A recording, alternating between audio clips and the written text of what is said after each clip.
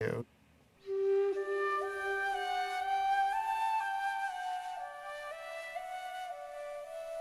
Nirvana is this moment seen directly.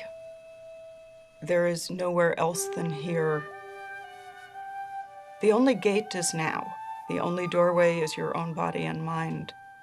There's nowhere to go. There's nothing else to be. There's no destination. It's not something to aim for in the afterlife. It's simply the quality of this moment. Just this, this room where we are. Pay attention to that. Pay attention to who's there. Pay attention to what isn't known there. Pay attention to what is known there. Pay attention to what everyone is thinking and feeling, what you're doing there, and pay attention. Pay attention.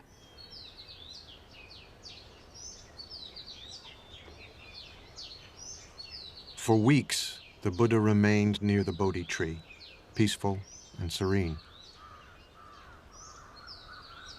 He was tempted to retire into a profound solitude instead of trying to teach others what it had taken him 6 long years to discover for himself. He wants to stay there. He's very happy. He doesn't want to go out. He says to himself, no one is going to understand this. You know, people are going to think I'm crazy. They're going to think I'm nuts. Buddha saw the nature of the people, envy and jealousy and strong negative mental states. All the people in the world, they are like the fishes wriggling in the very shallow water. So Buddha, he himself, afraid to teach the people.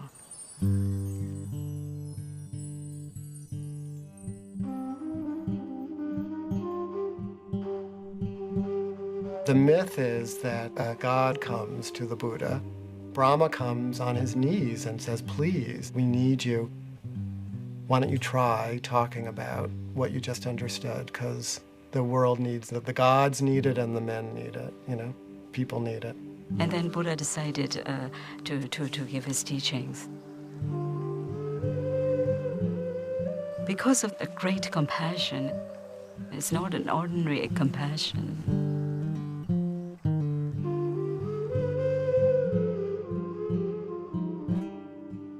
When you feel the feelings of others, you automatically don't want them to feel bad. You feel the feeling of your hand, you don't put it in the oven. I mean, you're not being compassionate to your hand, you just feel the pain, so you're not going to put it there. So you feel others' pain, you're going to do your best to help them alleviate it. When somebody becomes enlightened, something blooms in his heart. It's like a flower blooms, and it cannot hold the fragrance. It has to naturally release. So it's like he naturally had to release his radiance. He has to share this joy that was in his heart. 35 years old, the Buddha would devote the rest of his life to bringing his teachings, the Dharma, the fundamental laws of all things, into the world. But as he had feared, it would not be easy. As he set off to share what he had learned, he met a wandering ascetic. "Who is your guru?" the ascetic asked him. The Buddha said he had no guru, that he had attained enlightenment on his own. "It may be so," the ascetic said, and walked away. On his first attempt to teach, the Buddha had failed. Buddha meets someone who doesn't see anything special about him, because the awakened Buddha doesn't look any different from anybody else. He is ordinary. Buddhism is not about being special. Buddhism is about being ordinary. And it is not about the continual exudation of bliss. It is about walking a normal human life with normal human beings, doing normal human things. And this reminds you that you yourself might be a Buddha. At this moment, the person you're looking at might be one. It's an interesting practice. Just each person you see as you walk down the street, Buddha, Buddha, Buddha, Buddha, Buddha.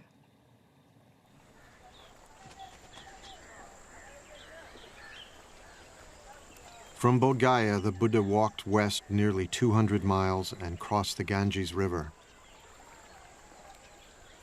He was still searching for a way to explain to others what he feared was unexplainable, the path to the enlightenment he himself had experienced.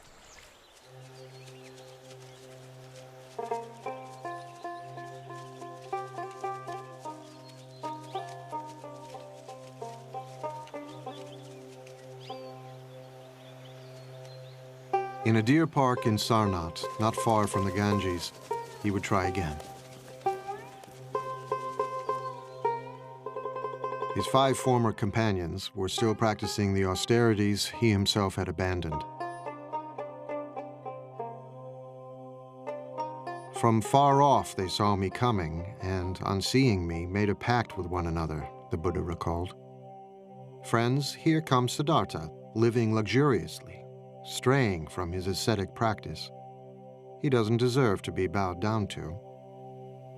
These are his buddies who were just disappointed and disgusted with him for giving in after they'd all been trying to starve themselves into enlightenment. So they're a little distrustful at the beginning.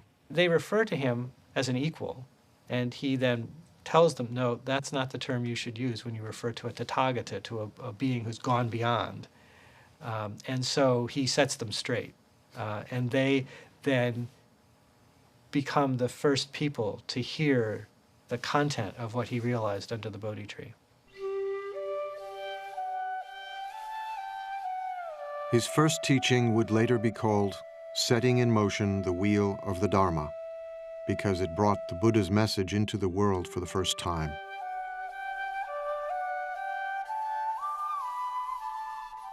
He did not propound a dogma. Instead, he spoke from his own experience, out of his own heart. He had known the abandon of the sensualist and the rigors of the ascetic.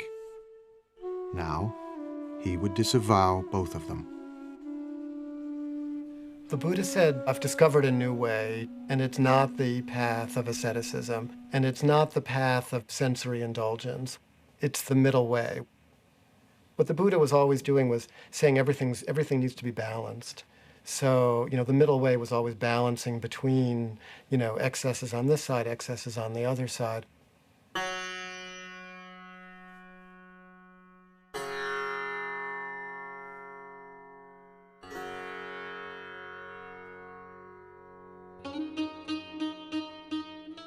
Fair goes the dancing when the sitar is tuned.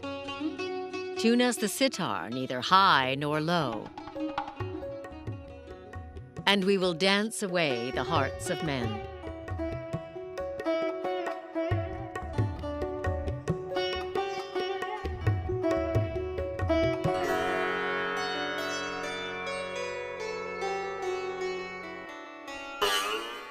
But the string too tight breaks, and the music dies. The string too slack has no sound, and the music dies. There is a middle way. Tune us the sitar, neither low nor high, and we will dance away the hearts of men.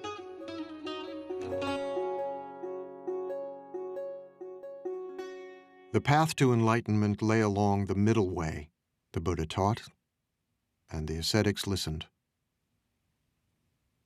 Now he would answer the question that 6 years before had provoked his spiritual journey, the question of suffering. Buddhists don't have a creation story. There is no creator deity. It's not really of interest. It's not an issue. What's of interest is the problem of human suffering and the solution to human suffering. Pretty much everything else, right, is beside the point. The Buddha's analysis of suffering came in the form of what have come to be called the Four Noble Truths. There is no commandments or anything. The first noble truth is that there is suffering in this world. Generally, this suffering has been mistranslated. Suffering is not entirely accurate to the word that the Buddha probably used. It means something closer to dissatisfaction, that, we're never quite happy, and if we are, that's gone in an instant anyhow. And he says that this suffering, this unsatisfactoriness, doesn't arise by itself. It has causes. Our own mind causes it.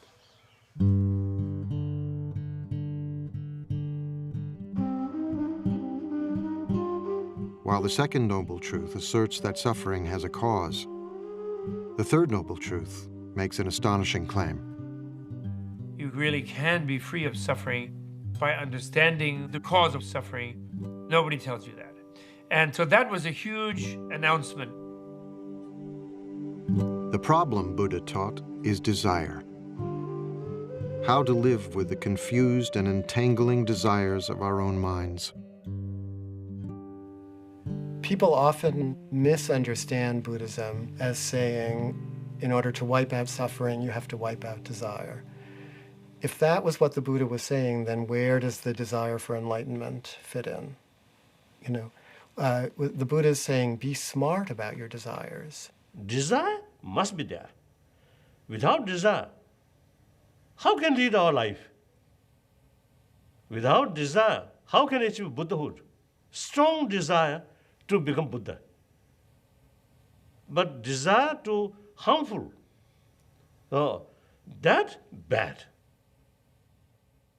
With the fourth and final noble truth, the Buddha laid out a series of instructions for his disciples to follow, a way of leading the mind to enlightenment called the Noble Eightfold Path, the cultivation of moral discipline, mindfulness, and wisdom.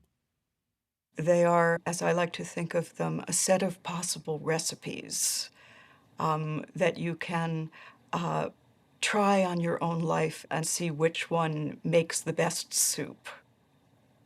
The Buddha didn't speak for long, but when he was finished, the 5 skeptical ascetics had been won over. They became his first disciples. Word quickly spread of the sage teaching in the deer park at Sarnath. Hundreds came to hear him and became disciples too.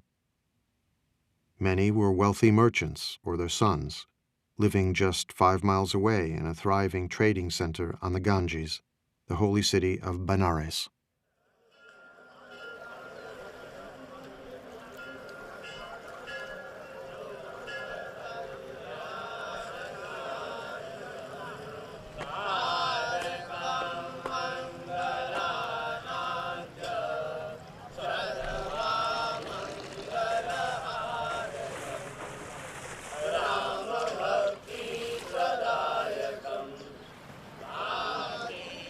Today, Benares is the most sacred city in all of India, as it has been for millennia.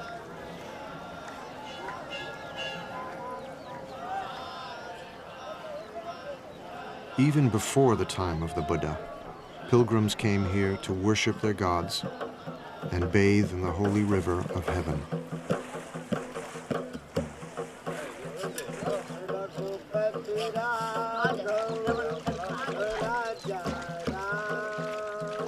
You see people purifying themselves, bathing in the Ganges. You see priests performing rituals.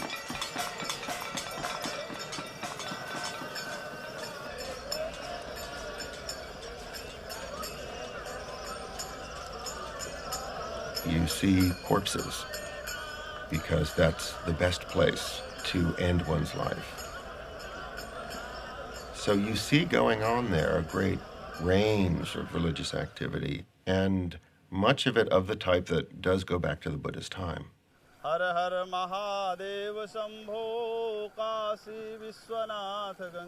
Many of today's sacred ceremonies on the Ganges echo the ancient practices of the Vedic priests, the Brahmins. In the Buddha's day, only the Brahmins could mediate between the gods and men. Only they could conduct the holy rituals that were said to preserve the universe itself.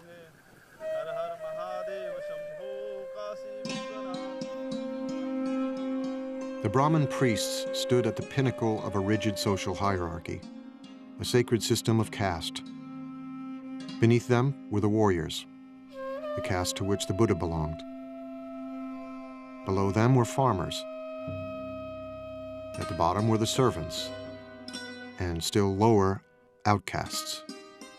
Those social groups are not merely social conventions, but rather they're hardwired into the nature of the universe. You're supposed to stay in that group, and the survival of society depends upon your continuing to perform the function associated with that social status. Caste was irrelevant to the Buddha. So were priestly rituals to preserve the universe. His teachings focused on the universe within. The Buddha said you could be from any caste. What makes you noble is if you understand reality. You know, if you're a good person, if you're a wise person, then you're noble.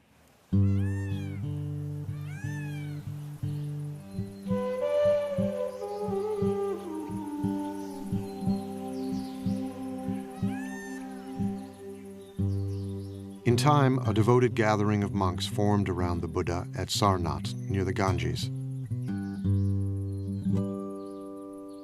Broken stones and fallen pillars mark what remains of what grew to be a vibrant monastic community, the Sangha.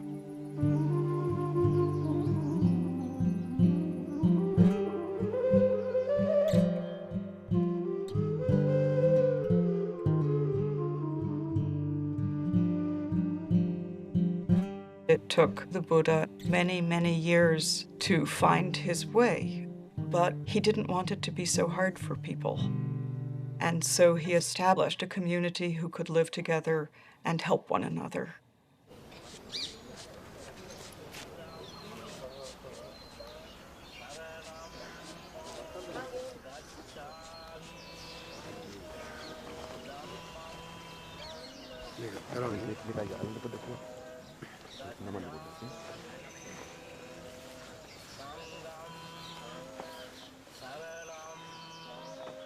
In a ceremony evoking the beginning of the Buddha's own spiritual journey, fledgling monks of all ages say goodbye to their families and homes and join the Sangha.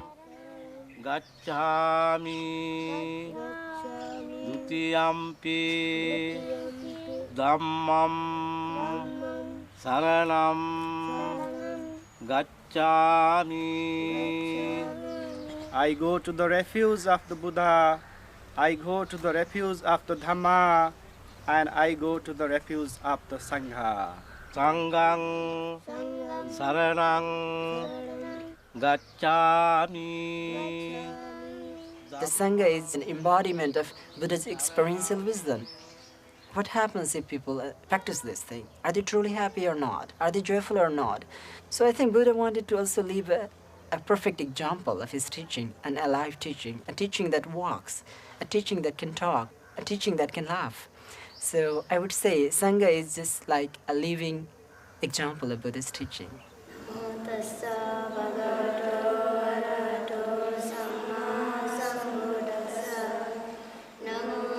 The first Sangha was a radical institution, open to people of every caste and remarkable for the times in which the Buddha lived, to both men and women. The Buddha was part of a culture deeply suspicious of women. The attitude towards women at the time was very critical, and many things were impossible for them. So that was a very revolutionary thing to do that in that times of India. By ordaining women as nuns, the Buddha gave women the chance to escape the drudgery of daily life.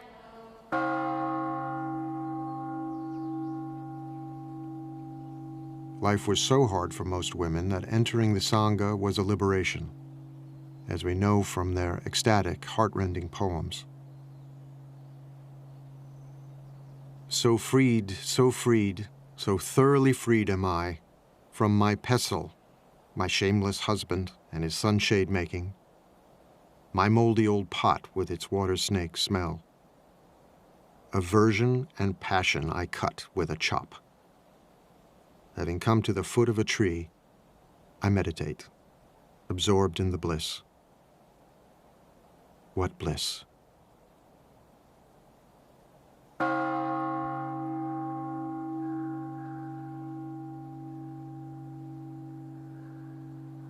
Bliss, nirvana, the Buddha taught, could be found in the fleeting moment through the practice of meditation. The Buddha showed his followers how to come to terms with their own roiling thoughts and desires by paying attention to them, by becoming aware, becoming mindful. As an ancient poem counsels, like an archer, an arrow, the wise man steadies his trembling mind, a fickle and restless weapon. Many times our mind is not peaceful enough. So we realize that perhaps we need to understand more about mind itself and how to balance the emotions, how to balance our mind and try to cultivate more happiness. The difficulties come from within. One experiences unexpected things from one's mind. Most dangerous, skeptical doubts. Doubts about oneself, doubts about the Buddha. Physical is we can get from from the food and from the supplement of vitamins and and for the mind, this is the only way we have to. Only medicine. Meditation is not about getting rid of anger, getting rid of lust, or getting rid of jealousy. Even while becoming monk, often we experience angers. It happens. It often happens when people start teasing you like a shaven, bald-headed person. But it gives a good chance for us to realize that, okay, let's see, this anger arises. What is it? What most often happens in our ordinary life is that whenever we experience these emotions, we get stuck into it. It starts twisting us. But Buddhism is going through inside it and getting out of it peacefully. And I think that gives us more joy. And that makes human life more full, more around. It's not like we are not living in partial truth, but it's like whole of things together. It takes time to comprehend this.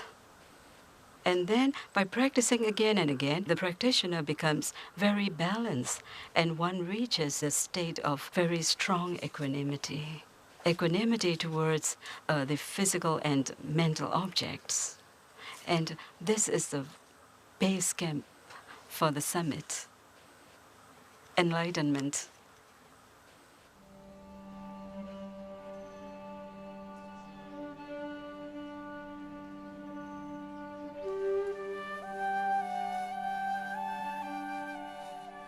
After washing my feet, a disciple said, I watched the water going down the drain.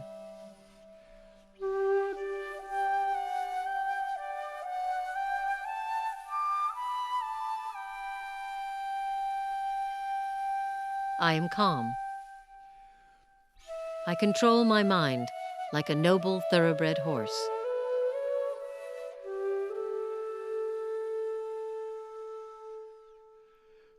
Taking a lamp, I enter my cell. Thinking of sleep, I sit on my bed. I touch the wick, the lamp goes out. Nirvana. My mind is freed.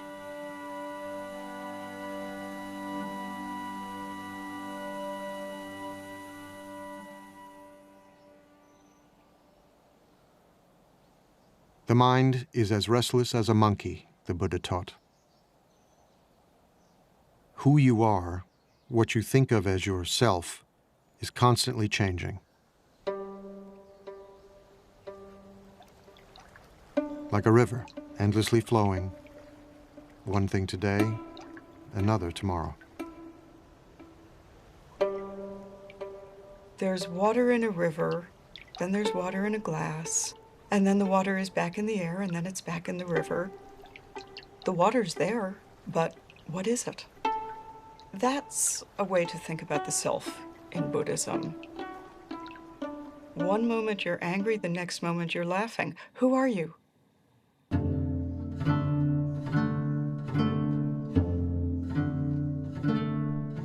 A seed becomes a plant.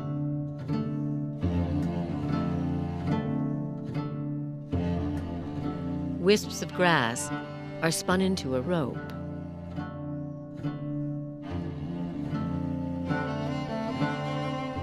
A trickling stream turns into a river.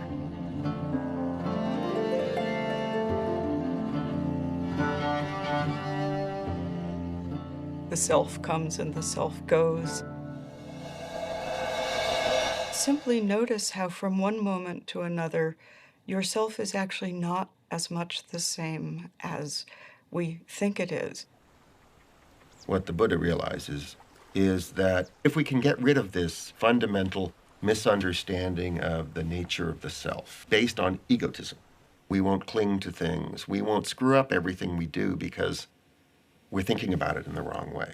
Once you stop centering your feelings about your feelings on yourself, what naturally arises is simple compassion. Compassion for your own suffering, compassion for the suffering of others.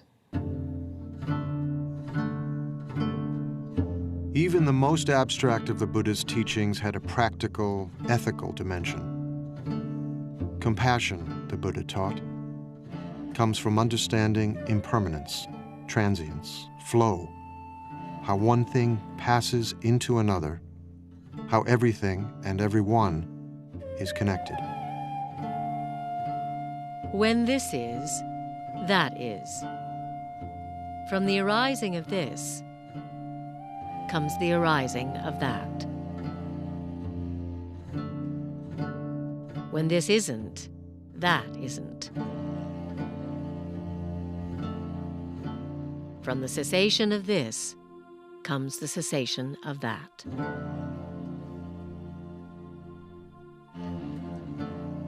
This is always connected to that. Everything is connected to everything else. You never live by yourself. You live always within a family, a society, a culture. You constantly interact with other people all the time. So our happiness depends on their happiness as well. How can we be happy if we are the only one happy in just an island of happiness within an ocean of misery? Of course, that's not possible. Compassion stirred the Buddha to send his monks out into the community. Sworn to chastity and poverty, they wandered the roads, bringing the Buddha's teachings into the world.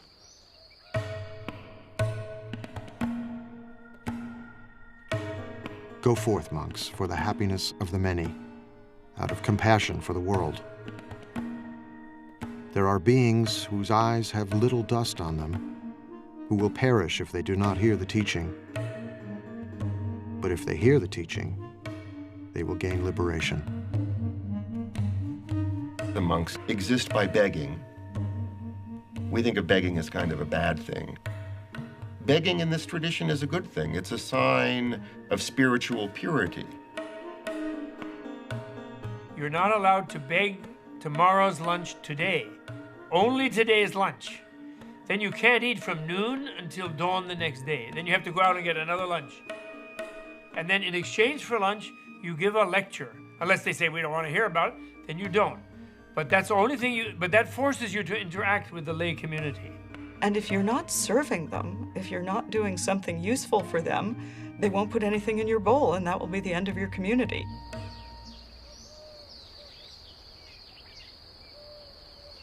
The Buddha himself wandered across northeast India, teaching and gathering new disciples everywhere he went. You didn't have to become a monk or a nun to become a Buddhist. The Buddha's teachings were for everyone.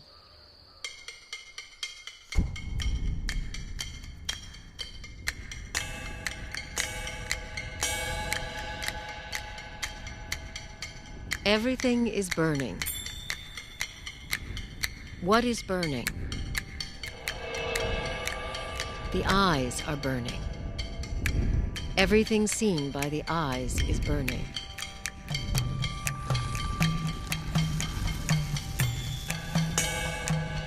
The ears are burning. What is burning? Everything heard by the ears is burning.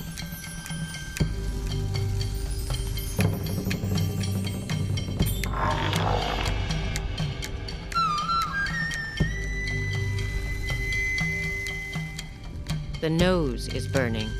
Smells are ablaze. The tongue is burning. Tastes are ablaze. The body is burning. The mind is burning. We're on fire. We may not know it, but we're on fire, and we have to put that fire out. We're burning with desire, right? We're burning with craving. Everything about us is out of control. The Buddha goes on to talk about the three poisons: greed and anger and ignorance, and how the three poisons are what is making the fire. And the way out of doing this is not to deny the three poisons, but to recognize that if you turn them round, you come to their opposites. Instead of greed, you have generosity. Instead of anger, you have compassion. And instead of ignorance, you have wisdom.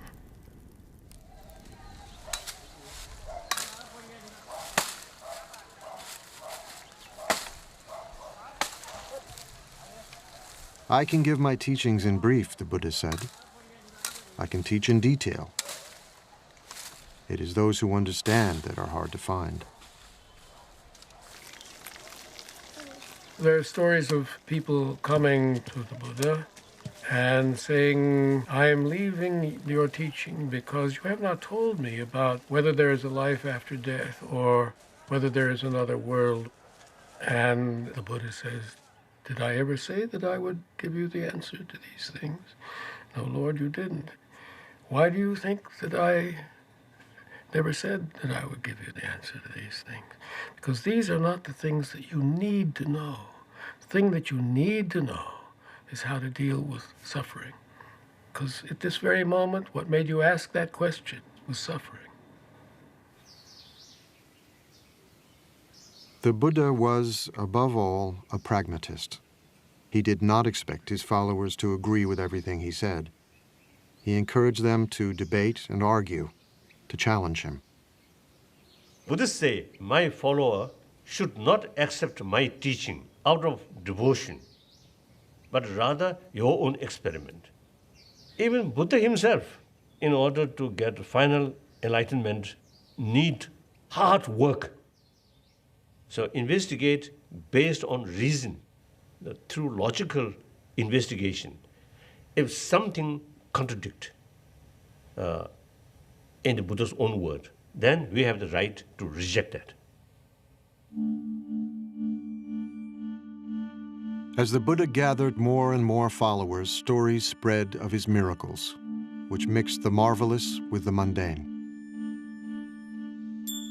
One story tells how 500 pieces of firewood split at the Buddha's command.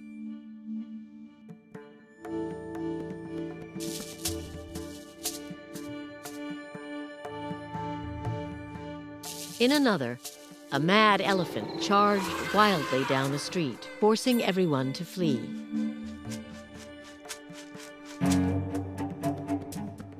Only the Buddha remained, quietly waiting.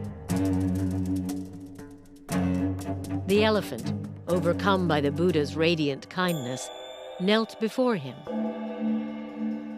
and the Buddha patted his leathery trunk. What is the meaning of miracle? Miracle is something unexpected, I think 100 years ago, jumbo jets or some of these really computers or these, I think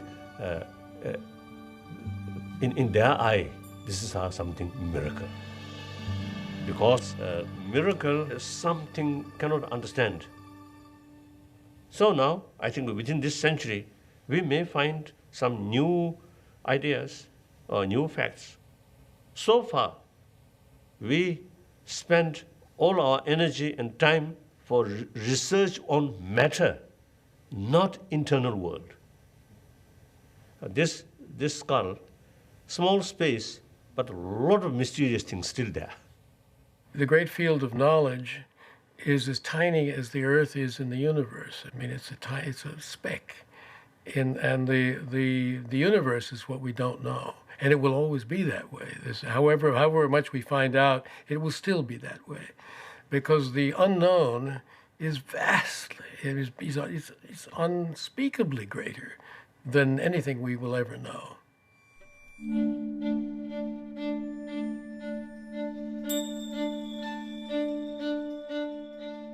In one of the most storied miracles, the Buddha strode on a jeweled walkway suspended in midair,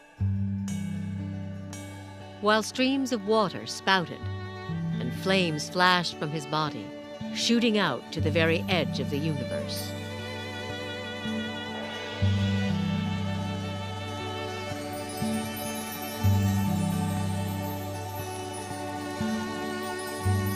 And as the Buddha sat on a lotus flower giving his teachings, he replicated himself, filling the sky with multitudes of Buddhas for all to see and wonder.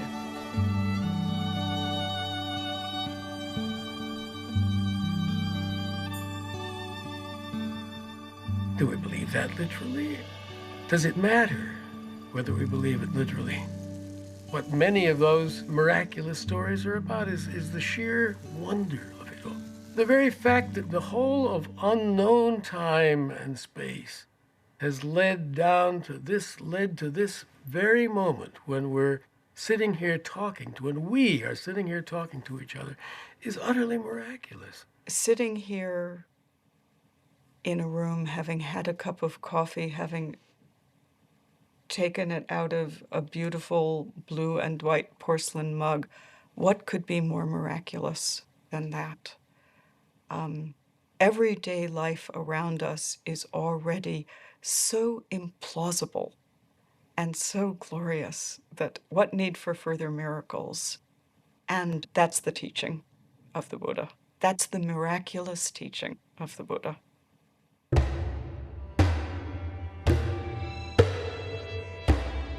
Violence, the Buddha taught, always leads to more violence. To the slayer comes a slayer. To the conqueror comes a conqueror. He who plunders is plundered in turn. War was endemic in the Buddha's age, ravaging northeast India again and again. Although kings and their ministers sought his counsel, the Buddha offered no grand political vision. He was powerless to stop the killing and the fighting. Even the men, women, and children of his former kingdom were massacred by a marauding king, forced into pits and trampled by elephants.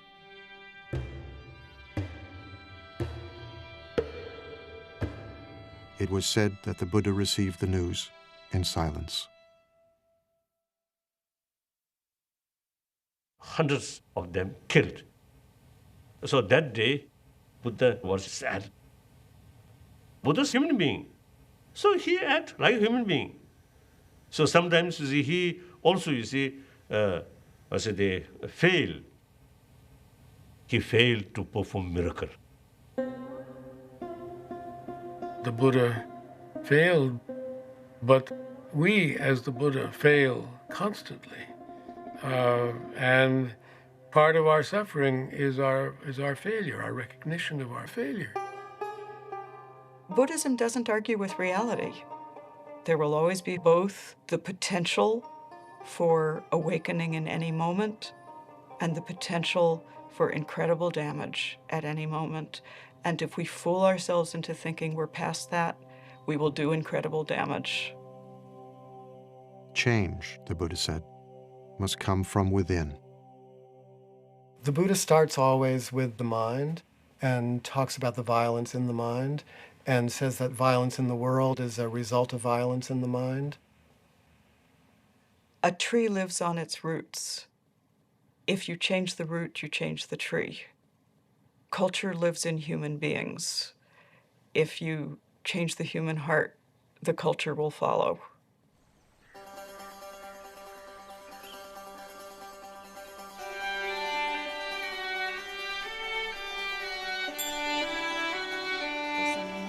For decades, the Buddha shared his teachings all across northeastern India. Let all beings be happy, he taught, weak or strong, great or small.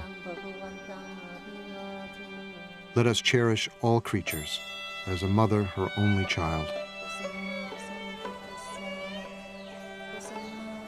Barefoot in his robes, he was still walking the roads when he was 80, but old age was upon him. His back hurt, his stomach was often in pain. I am old, worn out, he told a trusted disciple, like a dilapidated cart held together with thin straps. The world is so sweet, he said, that he could understand wanting to live for at least another century. But he was frail and exhausted.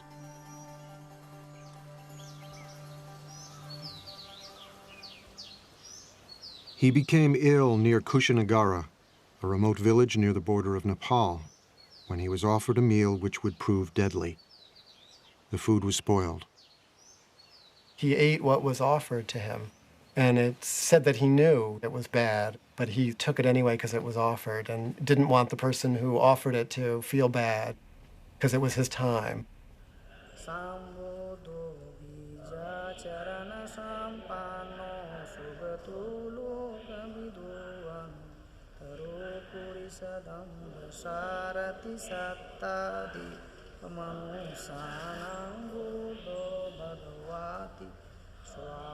Today, Kushinagara is revered by pilgrims as the place where the Buddha finally left the world.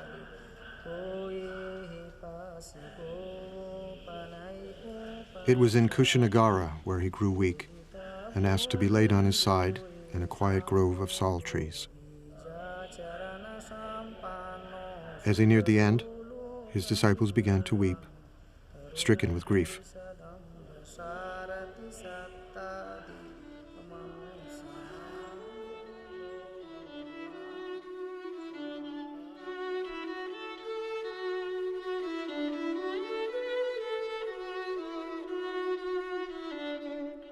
But the Buddha reassured them. All things change, he said.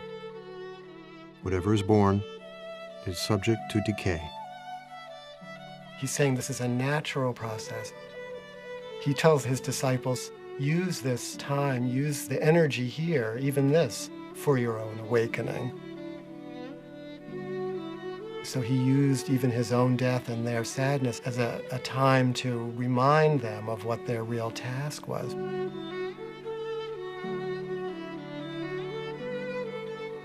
What he's actually doing is inviting those who are close to him into the experience. I don't think the Buddha's teaching in any way argues against grief or sadness or loss. The teachings, if they make any sense, have to make sense in ordinary circumstances, in ordinary lives. And in ordinary lives, we grieve when we lose. We grieve. When it hurts, we say, ouch.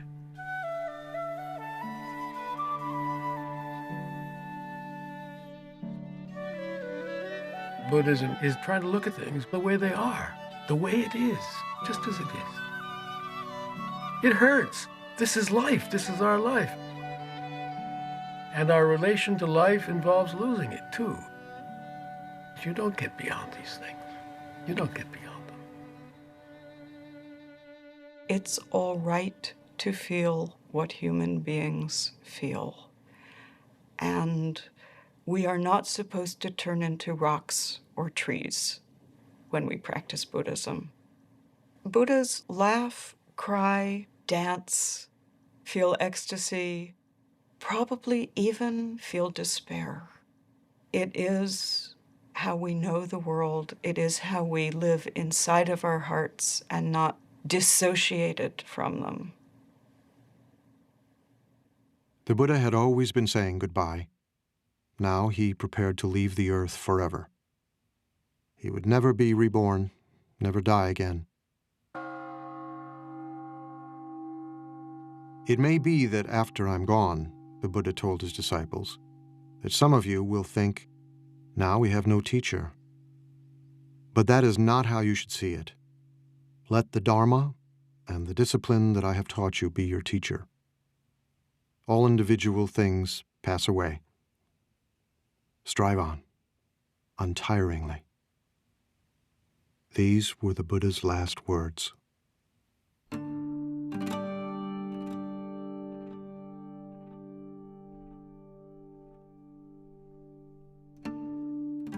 The Buddha died peacefully.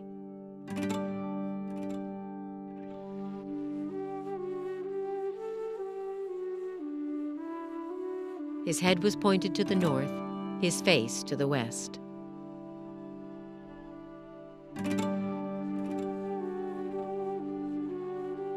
The stories tell how the earth shook, and the trees suddenly burst into bloom.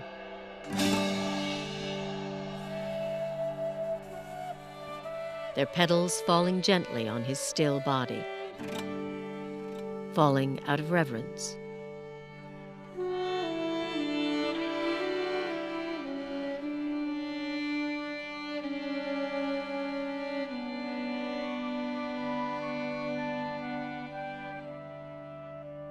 Divine coral flowers and divine sandalwood powders fell from above on the Buddha's body, out of reverence.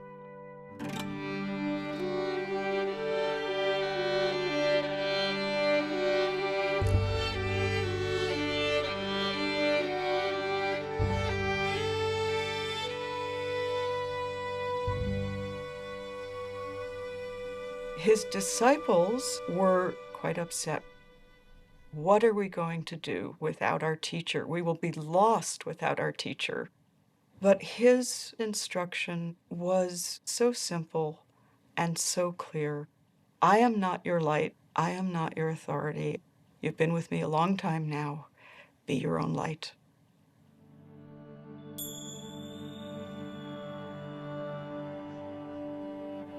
The Buddha saw death and life as inseparable. These are two sides of the same thing. Death is always with us. Death is part of the whole large unknown. And if we are unable to smile at the idea of the unknown, we're in real trouble. That's the realism that the Buddha was talking about, trying to come to terms with reality.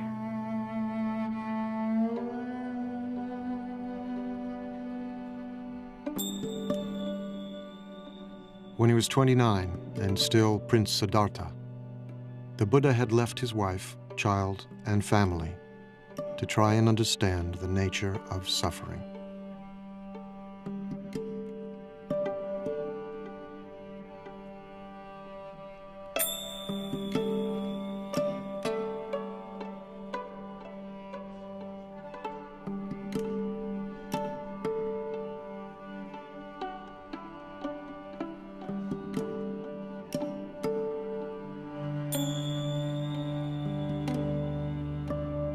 He had attained enlightenment, shared what he had learned,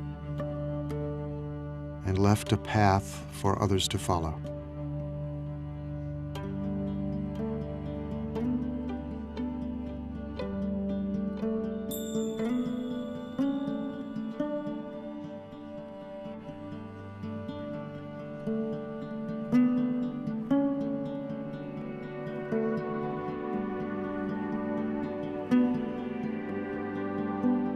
Now he was gone. But before he died, he had asked his followers to remember him by making pilgrimage to the place of his death, to where he gave his first teachings,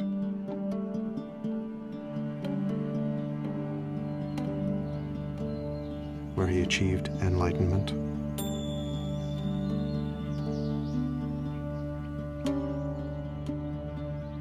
and where he was born.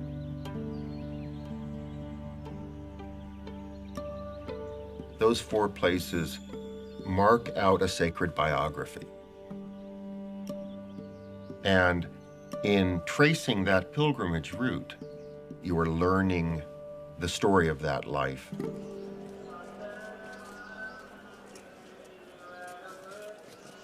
At places of pilgrimage, temples were built, images were installed, and relics were enshrined. Millions of people get immense inspiration. Buddha's spirit always there. But real Buddha's holy places is within oneself. That's important.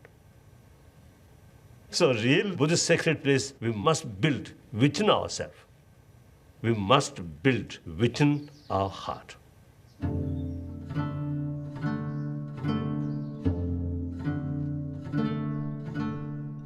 Although the Buddha had predicted that his teachings, like everything else, would in time disappear, Buddhism flourished in India for 1,500 years.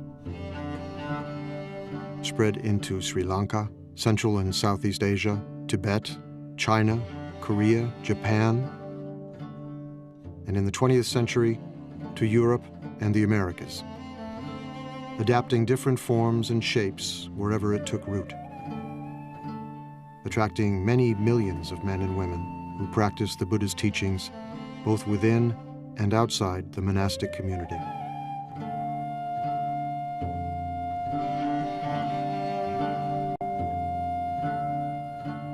But everywhere and in every age, the essence of the story remains the same. The Buddha said that we've turned this world into a painful place. And this world does not have to be a painful place. This world can be a world inhabited by Buddhas. But it's up to each one of us to turn ourselves into a Buddha. That's the work. If the Buddha is not you, finally the Buddha is of no interest to you. The Buddha is of such interest to you because you are the Buddha. Every sentient being, even insect, have Buddha nature, the seed of Buddha. That's the seed of enlightenment. So therefore, there is no reason to believe some sentient being cannot become Buddha. So like that. I know that there are supposed to be preserved footprints of the Buddha, which are kept in one of the sacred places in India or Nepal. And, you can stand in them. And if you stand in them, maybe you realize, 10 toes, me too.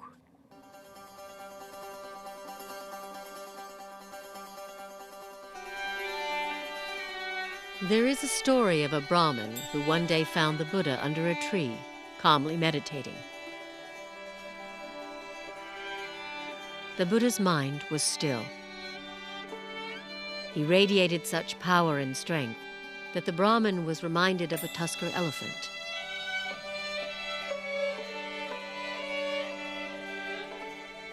The Brahmin asked him who he was. Imagine a lotus that had begun life underwater, the Buddha replied.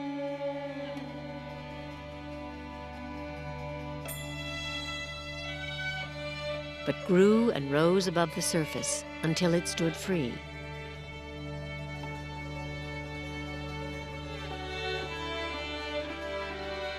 So I too have transcended the world and attained the supreme enlightenment. Who are you then? The Brahmin wondered. Remember me, the Buddha said, as the one who woke up.